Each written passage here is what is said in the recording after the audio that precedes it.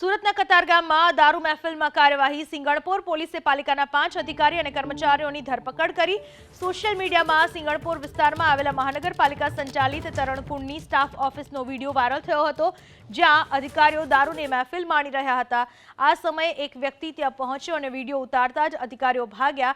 એક અધિકારી તો ભાગતી વખતે અપશબ્દ પણ બોલતો ગયો। ઘટનાની જાણ થતાં જ સ્થાનિક કોર્પોરેટર નરેન્દ્ર પાંડવે પોલીસને બોલાવી, જે બાદ પોલીસે કાર્યવાહી કરી આરોપીઓની ધરપકડ કરી।